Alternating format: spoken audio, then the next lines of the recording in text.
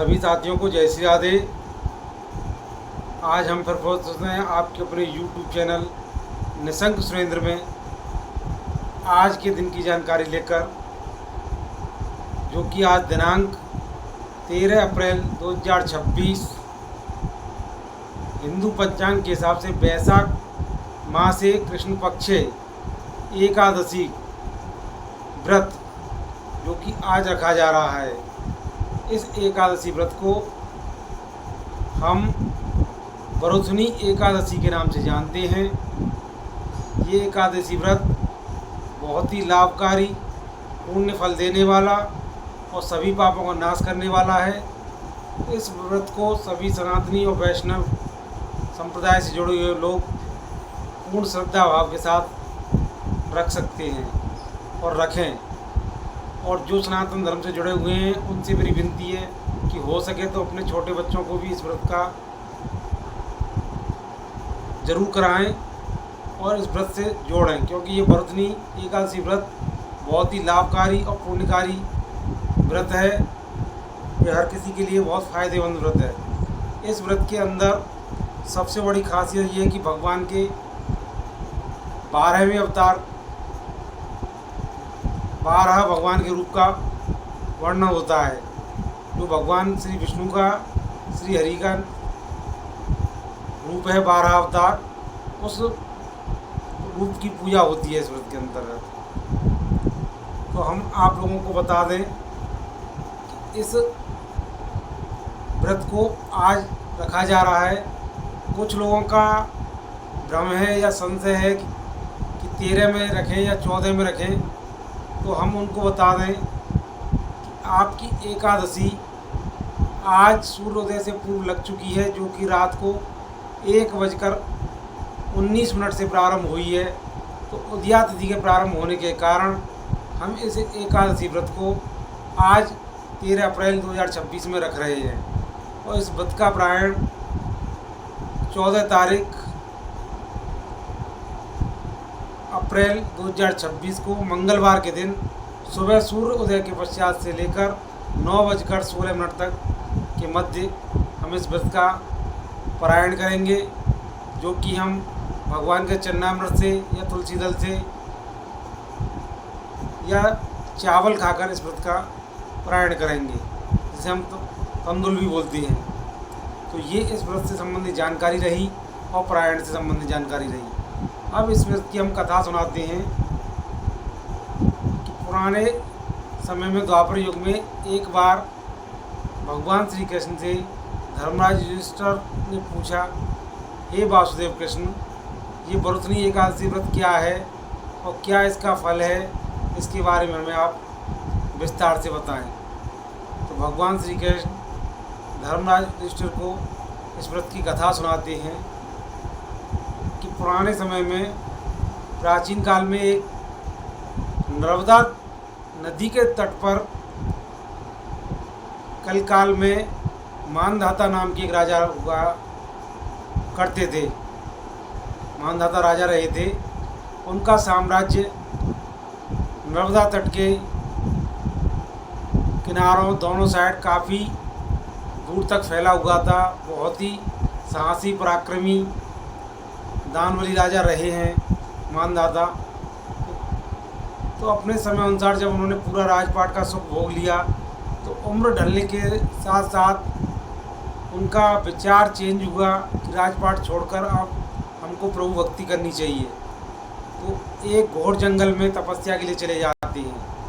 वहाँ काफ़ी समय तक भगवान विष्णु की मौन आराधना करते हैं। वो उस मौन आराधना के दरमियान उस घने जंगल में एक हिंसक पशु, जिसको हम भालू बोलते हैं, उस जगह रीछ भी बोला जाता है, वो आ गया और उसने राजा पर आक्रमण कर दिया। तो मानधाता जब तपस्या में बैठे हुए थे, तो उसने आसन पर बैठे हुए राजा के दोनों पैर पकड़कर खींचना प्रारंभ किया और काफ़ी दूर तक खींचकर ले गया। उस तपस्या में से जब राजा की आंख खुली तो उन्होंने देखा, तो उस पर नाराज़ नहीं हुए। हिंसक पशु से नाराज़ ना होकर न घबराए, उन्होंने सीधा भगवान विष्णु को, हरि को पुकारा, हे प्रभु, ये भी आपका ही भेजा हुआ है और मैं भी आपकी आराधना में लगा हुआ हूँ, मेरे प्राणों की रक्षा करें। भगवान श्री हरि विष्णु ने उनकी करुण पुकार जब सुनी तो उनकी मौन आराधना के कारण इतने प्रसन्न हुए कि भगवान तुरंत वहाँ प्रकट हो गए और आते ही उस रीछ का अंत किया, भालू को दंड दिया चक्र सुदर्शन से, उसकी गर्दन काटकर राजा को तुरंत उसके बंधन से छुड़ा लिया। और राजा के छूटने के बाद जब राजा की नज़र अपने पैरों में पड़ी तो कटे हुए पैरों को देखकर व्याकुल हुए और रोने लगे कि प्रभु ये कैसा जीवन हुआ। तो भगवान श्री हरि विष्णु उससे बोले कि हे राजन, हम आपकी तपस्या से प्रसन्न हुए, आप ने हमारी घोर आराधना की है, आप जो चाहो फल पा सकते हो, वरदान ले सकते हो और मैं आपके इस जीवन के दुख दर्द को अभी ख़त्म कर देता हूँ। तो भगवान ने उसके दुख को दूर किया।